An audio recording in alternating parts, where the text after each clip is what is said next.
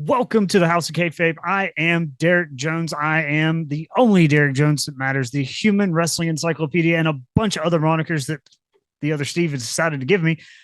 His favorite usually is the mayor of AEW Twitter, and that's because I love AEW wrestling. I love professional wrestling, period, but I am extremely fond of AEW wrestling. Started out when I went to All In. I was there at the Sears Center, now the Now Arena. I was there for the inception. I love every second of it. Or do I? Do I love every second of AEW wrestling? No, but man, I try. I try so hard to love every single minute of AEW wrestling that they can provide to me, but sometimes it's a flop.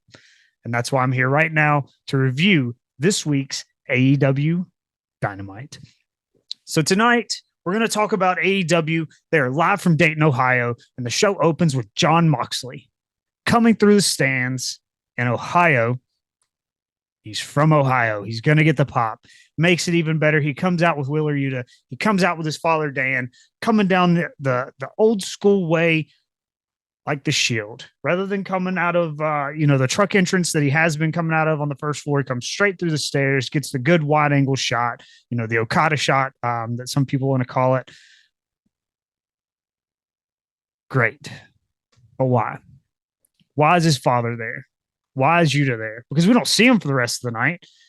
So Mox jumps the guardrail, and they just kind of stand there, and they keep panning out, waiting on them to join him at ringside. And you see Wheeler take his dad, Dan, off to the side. But we don't see him again. What's the point of bringing him out if you're not going to do anything with him? If you're not going to enhance the story with Jon Moxley's father in some way, shape, or form, if you're not going to allow Adam Cole to grab him by his shirt, look deep into his eyes like he's really getting ready to take him out, and then let Moxley make the save. Something. We're already off to a bad start for me. This is not my normal AEW review. This is not normally what I would be bringing and arguing in favor of. I say it every time I'm on here with you guys. Wrestling has to make sense for me. Aesthetics, to me, are almost more important than the storyline. Because a bad story that looks really good and looks like it makes sense can be elevated more than it ever was when it was just wrote down on paper.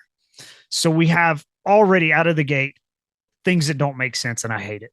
So now we have Adam Page coming down to the ring. This is the worst he has looked since he has joined AEW.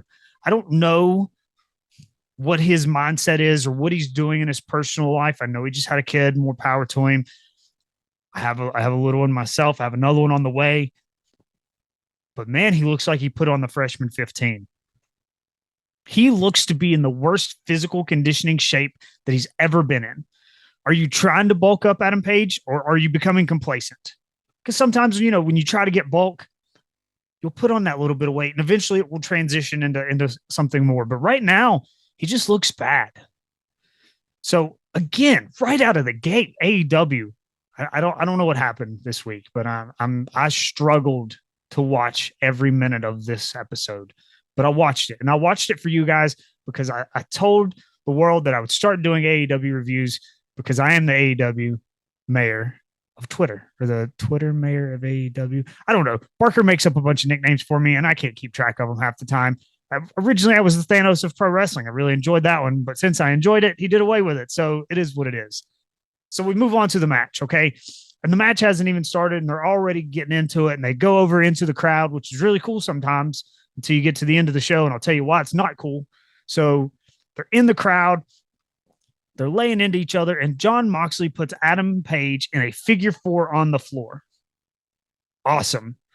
When you are in the crowd, when you're interacting that close to your fan base, the people you're supposed to be suspending the disbelief for, and sell a very effective and successful submission maneuver.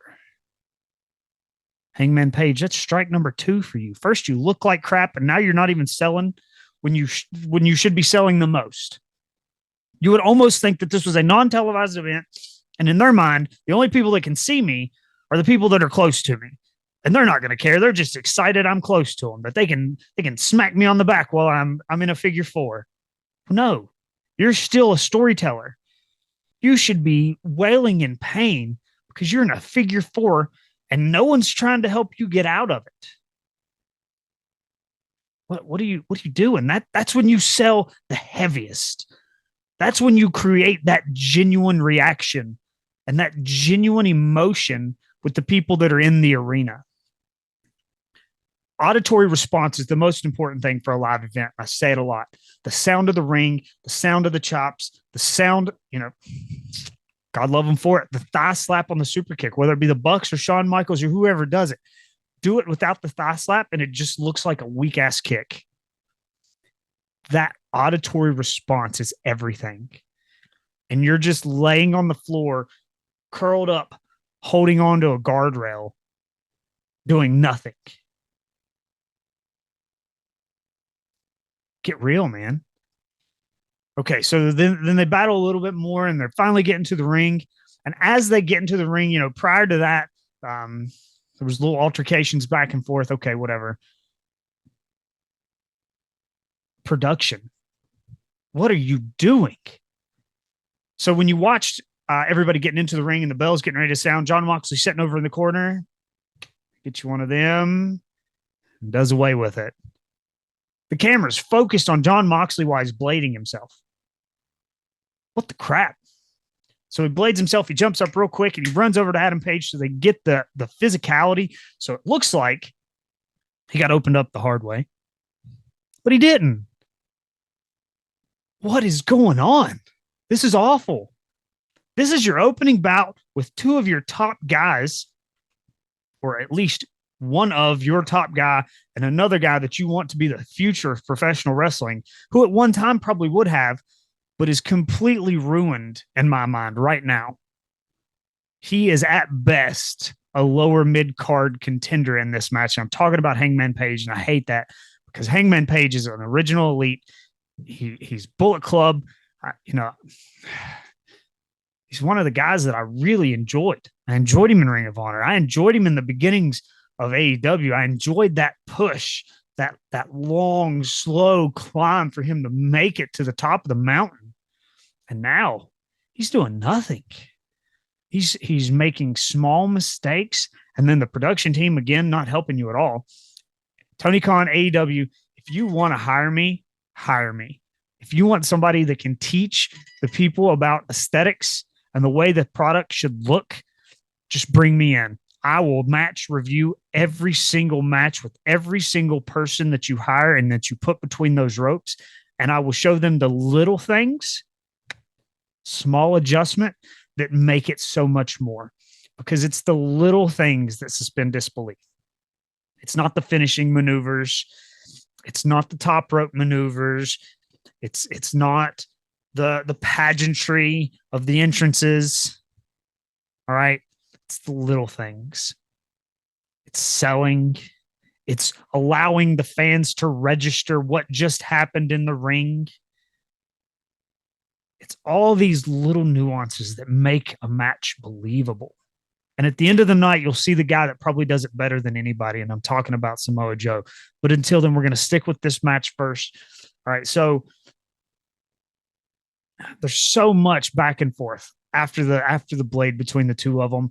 Then they end up out on the apron. Okay. And then it's a lift and a tug and a lift and a tug and a lift. And how many times are we going to do that? Because then it happens again on the outside. It's a lift and a tug just before the pop-up powerbomb that was super sloppy to go through the table. How many times did you have to do that same just nonsense motion of who can pick the other guy up? Once or twice is enough. Once or twice is enough. Each guy, 1, 1, 2, 2. Third time, you're done. Pick them up, move on. It's not working. You're not getting the reaction from the crowd that you wanted. And it doesn't make sense. Why are both guys at this point so depleted that one of them can't pick up the other? Or not, so it doesn't make sense. That's when it should be used, when both guys are extremely depleted and then one guy gets a big burst of energy. Again, the little things. It's got to make sense. Adam Page, stop. You're the whole match. And then at the end, a tombstone. And it looks like you almost broke Moxley's neck just to set up for a move that you need to give up. You need to get away from it slowly, of course. The buckshot lariat is not a move that's going to have any longevity for you. Do away with it. You're not going to be able to continue to do that move at its effectiveness and at its peak athleticism forever. You're not going to be able to. Find a move that you can do, slowly integrate it into what you're doing now, and let it be your finish. Use the buckshot lariat from time to time. Make it a special attraction, but it should not be your finish every single week. You're not going to be able to continue to do that. Had a weird end to the match, but Jon Moxley wins. Of course, he's going to win. Okay. Almost felt like a finish that Hangman wasn't on board with at the end, just based on their interactions after. And then you have Claudio and Yuta come back out to the ring to do the separation. You know, the interaction between Claudio and Hangman there when he was separating him looked a little weird. You know, Hanger, I know that you're being pushed as the big guy, but dude, you don't want none of that smoke. Whether it be scripted or not, you don't want it.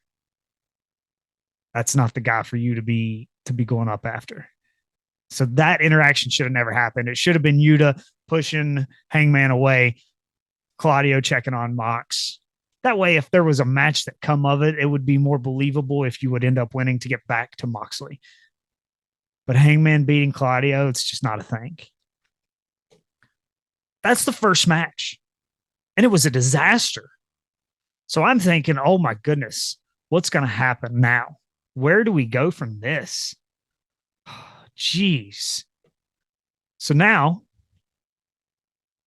we're going to go backstage. We've got a backstage promo with Bunny, Jamie Hayter. You have Butcher and the Blade behind them. Man, Butcher and the Blade. Like, if you would to pick two guys off that roster and be like, all right, I want two of the baddest dudes you've got, and I'm going to push them to the moon, and they're going to be a scary freaking tag team. That's the dudes to do it with. Get the Bunny away from them. I understand there's a personal connection there. Get her away from them. Get them a person that can speak for them and run roughshod through the entire tag division. The entire tag division. That's a tag team to take the belts off of the Acclaimed. Not anytime soon because they're not ready. But that's a realistic tag team that could do some scary, scary things. So during this interview, you also have Saraya and Tony Storm jumping Britt Baker in the back, which leads to a whole nother thing that they're trying to build, almost like a shoot of the Jericho Appreciation Society when you have pro wrestling versus sports entertainers, but you have homegrown talent versus the outsiders. And that's what they're kind of looking at. And then you've got Ruby Riott in the middle, who also interacts with Britt Baker later on in the show. But here we go with the next match, which is the Acclaimed versus some dudes. They called them an off-brand Beverly Brothers, you know, and that's probably the most apt thing you've got. It's basically we got to get the Acclaimed on TV, so let's find some solid-looking local talent that will come out, look the part, play the role, and get abused. And that's what happened. Okay. Great showing by the Acclaimed. I have no issues with this. It did what it was supposed to. It sets up the win that allows the Guns to come out. So the Guns come out. My first question is, why is Colton Gunn the one talking?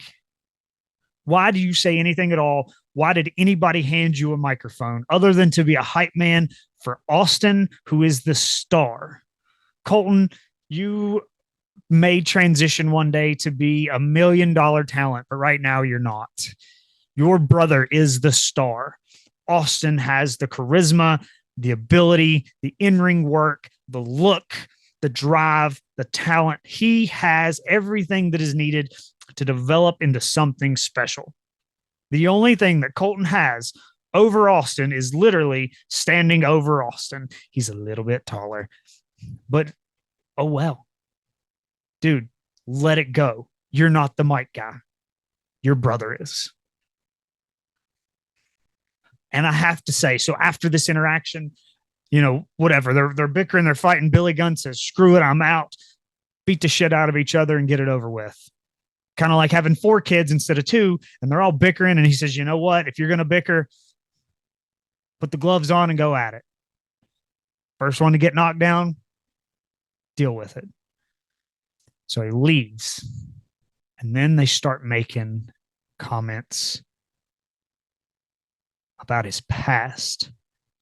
Okay, he left you. He was on the road a lot. All right. Let's poke those buttons. Let's see what we can do here with this. But then, man, they take the cheap heat and they make the pill reference. Get out of here. There's so much more you could have done with that than a pill reference. Okay, I understand it's real. I get that, and it generated the reaction from the crowd that it was supposed to, but you couldn't have done that any other way. No other way. No other line you could have pulled out of that. The only thing that did was make me realize that I'm very happy that Billy Gunn was not my dad that I would have had to explain myself to at some point in life, because that man is a little bit scary. And by a little bit, I mean a lot. That man is scary. So we have a great segment here, minus the pill reference. They get the match set up, whatever.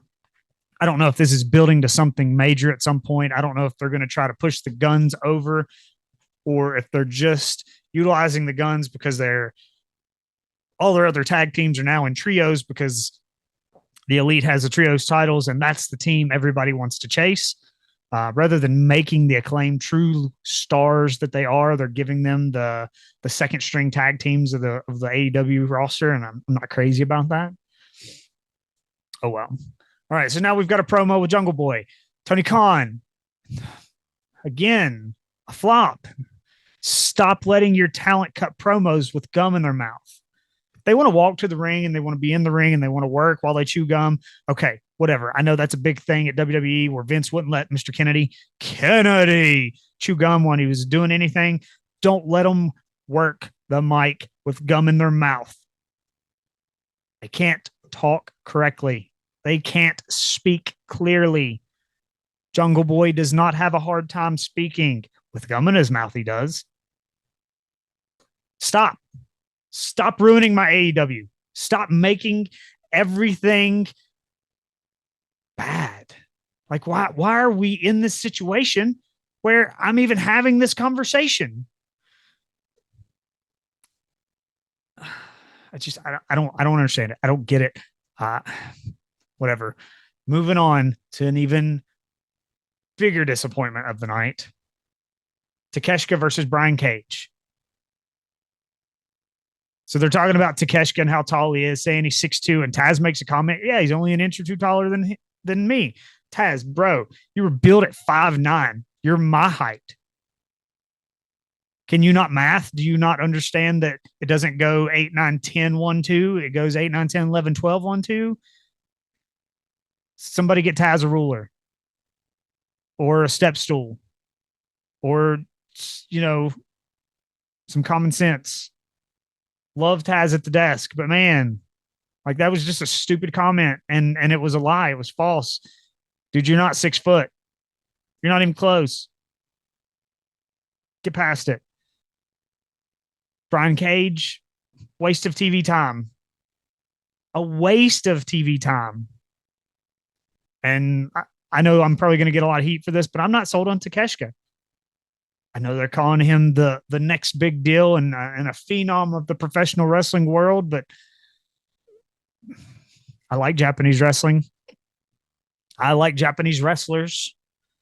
I like a lot of styles of professional wrestling that happen in Japan that might not always happen in the US, that doesn't always translate for people that don't understand it. Strong style being one of them. Takeshita doesn't do anything for me. Sorry. But now we're going to go to two guys that do.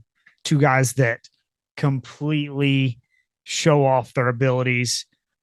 Thank God There's a highlight on this show, and it's Bryan Danielson and Timothy Thatcher. What a great wrestling match. And a wrestling match that told a story that was aesthetically pleasing, that made sense. They didn't overdo anything.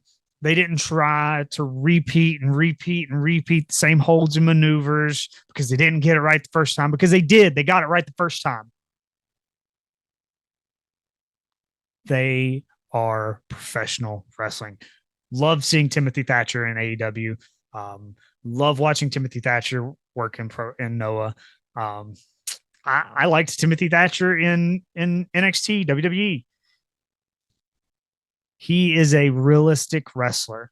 He is a guy that if you put him in a grouping of people and somebody said, everybody here is a fake fighter, one of them is real, pick him out. That's the guy they're going to pick out, because he looks like someone that is a true athlete, that is a real fighter, that does this for fun and not because someone has wrote him something special to do.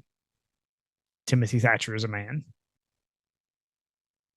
Bryan Danielson is potentially the greatest in-ring technician of today.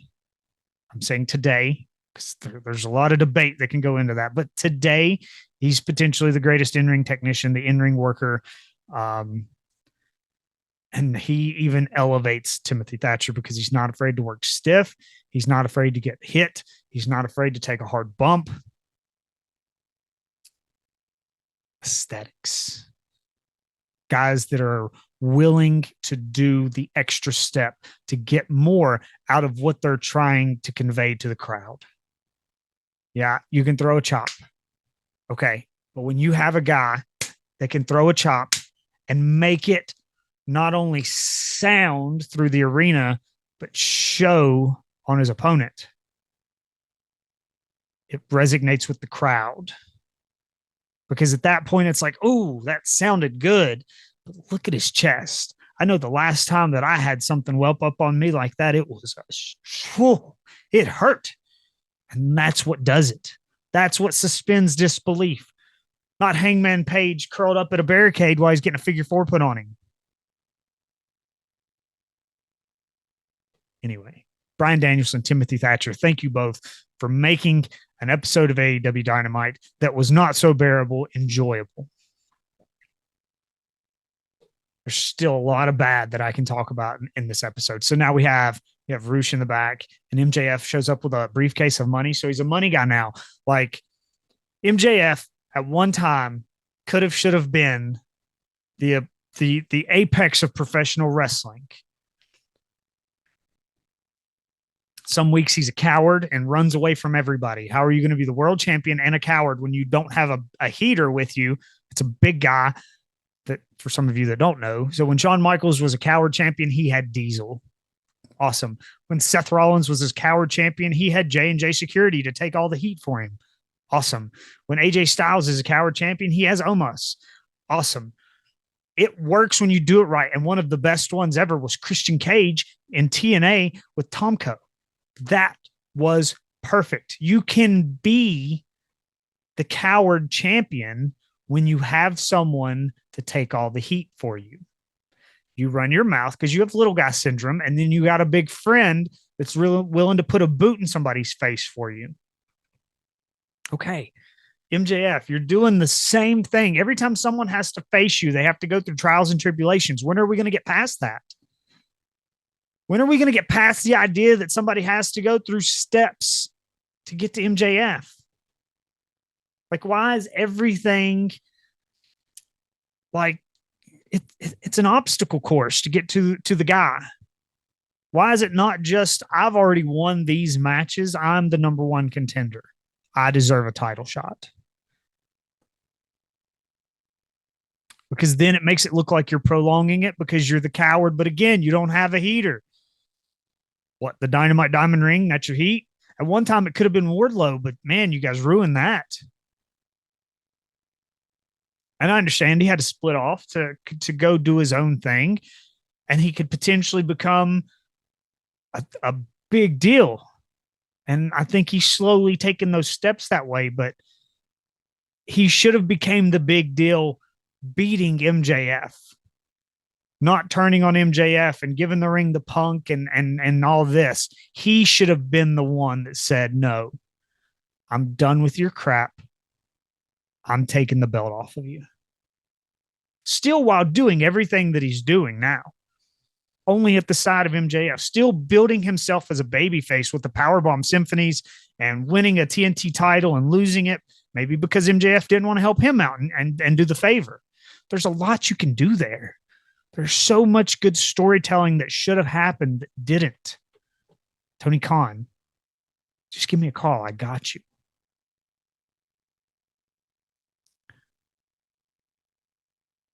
So now here we go. This is one of the biggest trends of last night, whatever time it is right now. Red Velvet is back on TV, basically to job to Jade Cargill, and we know that's what's going to happen. And it's because I'm not going to say she's unsafe, but man, she messes up a lot. Red Velvet, you're a beautiful woman. You need to be a valet on Wednesdays and Fridays until you can perfect your craft on Dark and Elevation. I'm not saying go away completely. I'm saying you need more reps. You need to hone in the little things. You need to stop doing things you're uncomfortable doing. You need to stop trying to push the envelope on television when you haven't done it time and time and time and time and time again on YouTube. Until it's perfect somewhere else, don't bring it out here. Everything you do is still a little bit sloppy. Not everybody has to be the main event player to maintain that contract. You have to find a role that you're good at and fill that role. Everybody can have a place in professional wrestling. Everybody. Ask Stokey. Ask Stokely Hathaway. Ask him. My man don't need to take one bump ever, but he has a place in professional wrestling. Period. Ask Paul Heyman. Ask Paul Bearer. Those guys, could have asked. Sorry, it's not too soon for that. It's not a joke. I'm just saying. Find these guys that don't take bumps. Find these guys that are contracted through the company that all they do is they come out, they work on mic, they draw the ref's attention, they do the cheap trip. They found their place in professional wrestling. And it elevates the people that they're with. So when their people go up the ladder, you go with them. That's the way it works. That's the way it works. There are so many great valets and managers that can work matches that just don't all the time, that made a name for themselves, elevating others. Just do that. Next, when are we going to make Jade Cargill just an uber baby face and put the big belt on her? She's 50-0. She's getting cheers and boos. She's in that weird dynamic spot because she still cuts the heel promo, but people are starting to appreciate that she's there every week. People are starting to appreciate that she's developing, that she's learning to work a little bit. She's trying to not do the stupid crap that I was just talking about. She's working through those reps. She's getting them. So let's take the TBS title off of her. I don't care how you do it. You can have her handed over if you don't want her to lose. Put her in a fatal four-way and let somebody else take the pinfall where the loss doesn't count against her. Something. And let's push her into stardom. Let's do that. I'm not a big fan of Jade Cargill, so don't think I'm just telling somebody to push her because I'm like just an uber Jade Cargill fan, because I'm not. She's like one of 3 AEW action figures that I did not buy, and I won't buy. But I will appreciate the fact that she decided to enhance herself and develop. and learn how to perform and just completely mold this image of herself as being top echelon, because she is. She looks like $1,000,000. She looks like a star. The R-Truth promo from TNA back in the day when he won the NWA World Title, that is her, just in a nutshell. She is potentially the future of women's wrestling. And if you don't believe me, just watch. She could be the next big thing. Tonight was an ideal time to start that slow transition, because after the match, she goes over to the guardrail. She gets her daughter, this little girl. So now she's human. She's got a kid. She's a family person. You know, we don't see that side of her a lot. And the little girl's in tears because she's so happy her mom won. She was potentially worried about her mom during the match. So happy she won. She's just crying and embracing her mom. That's the first image of the highlight reel that is the babyface rocket ship of Jade Cargill. Writes itself. Just open your eyes and pay attention. So now we have your main event of the evening. Tried to keep this short. I've tried to keep it as positive as I can, and it was really hard through the beginning. But now you have Darby Allin, your TNT champion, versus Samoa Joe, your Ring of Honor World Television Champion, the self-proclaimed King of Television. And now we're having a no-holds-barred match. Okay, so we're having a no-holds-barred match as your main event for your essentially your television title, the weekly episodic title that changes hands on TV, that is sometimes, you know, contested on a pay-per-view, but its main purpose is to have a working champion on television in a no-holds-barred match. But your opener featured hardcore wrestling of some sort and featured a blade job to allow blood and color and out of the ring activity. What are we doing?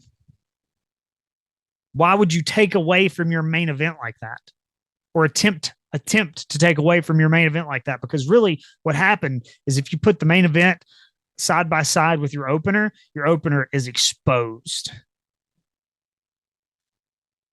Wow, is it ever exposed? All right, so here we go. Everybody's coming to the ring. Darby Allin has a beautiful jacket with thumbtacks all over it. And in my mind, this is brilliant, because I know Darby's move, because I watch AEW on a very regular basis. And I know he does a coffin drop. And I know he puts his body in harm's way and uses himself like a battering ram and does a lot of suicide dives. So in my mind, Joe's about to become a pincushion, and this is going to be good. Right out of the gate, he just launches his body at Joe, and then he has him here. So as he's throwing forearms, he's just pincushion. And then what do? Joe said, hey, I got to do something to make sense visually to the crowd rather than just punching Darby in his face. I wear a towel to the ring every week. I've done it for years. Let's wrap that up. Now I can go after Darby. I can hit him with a clothesline, and I'm not as affected by the tack jacket. Aesthetics. I'm just going to do a weekly episode on wrestling aesthetics and talk about all the good and all the bad of wrestling aesthetics. And you people are going to hate it. And then you're going to start looking for it. Then you're going to be like, man, that guy, that makes sense. He was on to something. Pay attention to the aesthetics of wrestling. It'll make you enjoy it, or it'll make you hate it a whole lot more, I promise. But I hope that it will make you enjoy it when you start seeing the little things that some of these guys do to help suspend disbelief. All right. Because Samoa Joe, to me, is the most believable guy in the business. The first time he was in TNA and I watched him sidestep and walk away as somebody jumped off the top rope to do a crossbody, and he just had this look on his face like, why would I just stand there? It's like, holy crap. No one's ever done that before. This is great. I love this guy. I'm a huge Samoa Joe guy, have been for quite some time. But it's because of things like that. He suspends disbelief for me, and that's hard to do. But when I see Samoa Joe, I'm thinking to myself, that dude, that's a bad dude. Period. So now we've got Joe and Darby in the ring, working a little bit. Joe's out of the ring, gets him a table, spins the table around so he's facing the ridging, and there's Darby. Hits the table, pops Joe, opened up the hard way. Not a blade job. To my knowledge, it looked like he's opened up the hard way, which in a match like that, it's good and bad. It's the wrong way to do it, but it's the right imagery for the match because you know that he didn't just brace the table and throw it and fall down. Like he took that head on, literally head on, took that table to the face, opened up. Now we have a match. Now we have imagery. Now we have meaning to this no holds barred hardcore match that's in front of us. And everything is just flowing. Okay. Up until the point where Darby is going to do the coffin drop to Joe with the hoodie on. So here's where there was a failure on the production team or Tony Khan or Darby to have someone working on that hoodie slowly during the match to get the arms and get it all set back up properly. Here's the failure of someone when something so small could have turned into a really good, memorable moment in this match, but it didn't really happen. So Darby just throws it around his neck and tries to lean back into it on the neck, and the tag jacket never really even touched Joe. It went straight into the ring on the other side of him. Still hit the move, hit the senton or the coffin drop. It's a cool move either way, but how much better would it have been if Darby would have just been able to pick it up, put it on, hit the move? But instead, he's up there, he's fiddling with it, and he realizes, hey, I'm wasting a lot of time. I just gotta go. Gotta keep moving. Man, how easy would that have been? Hey, get one of the stagehands to be out there. He can be pulling cable for the cameraman or something. As soon as that hoodie is pulled off of Darby and thrown off to the side, he can go over there, just start working it a little bit, and then set it back on the steps or something to have it ready, because towards the end of the match, Darby's going to try to hit a coffin drop with the tacks on.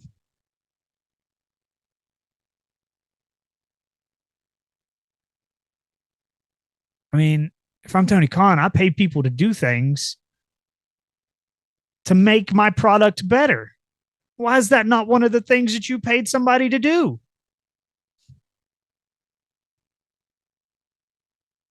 Every match has to have a sore spot. That's my sore spot for this match. Everything else in this match was fantastic. I loved it. I like Darby.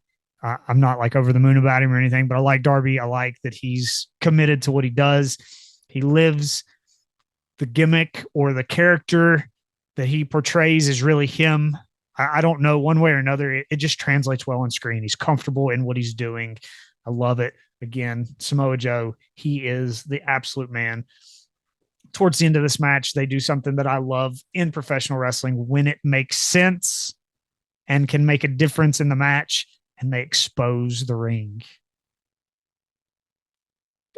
Again, why did we not have something better for Darby to cut these little itty bitty ropes with? Because my goodness, he was struggling to get that canvas off of there. Finally, he gets canvas. He says, screw it, I'm just going to pull the padding off. Good 1.5-inch padding for that ring. You can tell that it is a quality, well-made ring. If you've ever been in a trash ring, you know what I'm talking about. Pulled that padding down to the floor, exposed the boards, starts to do the climb. As soon as he started to climb backwards, in that moment, I'm like, yeah, he's coming off of there.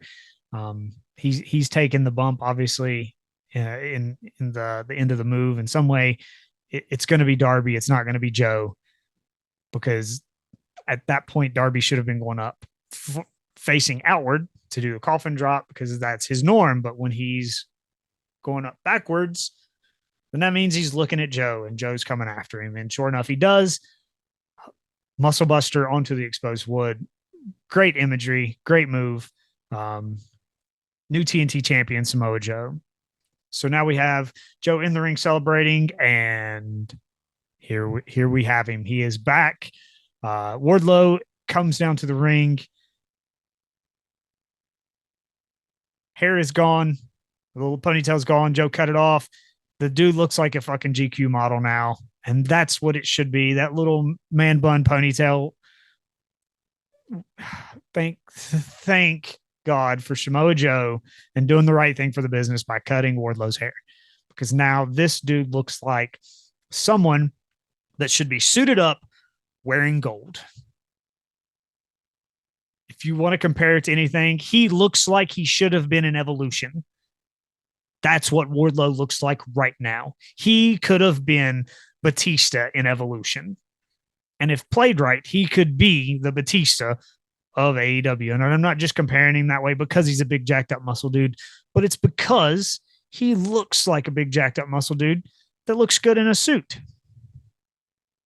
He looks like a professional. He walks like a professional. He carries himself with arrogance. And that could be the making of a future world champion. If done correctly. Tony Khan, just call me. I got you. I can book that in my sleep. And I'm not talking about doing it right now because it doesn't need to happen right now. But in 2 years, if Wardlow's not your top guy, you missed a lot of money. A lot of money. Obviously, a lot of things can change and happen in 2 years. But if that's not your plan going forward to develop him into your world champion, while allowing other guys that are semi-established, like Adam Cole, take the belt off MJF now and have a good run, and Bryan Danielson potentially established, have a short run, there's a lot you could do with that belt until you put it on Wardlow in 2 years. Just call me. I got you. Samoa Joe is going to be the first step in either making or breaking Wardlow. He's either going to elevate him or expose him. So be very careful with that. It's the end of the show. So that's the end of my segment. I'm here to tell you, AEW is a great product. AEW has a lot of potential, a lot of talent, a lot of amazing things happening. But man, when it's bad. And tonight it was bad. Dayton, Ohio, I'm sorry. I'm sorry you had to sit through that live.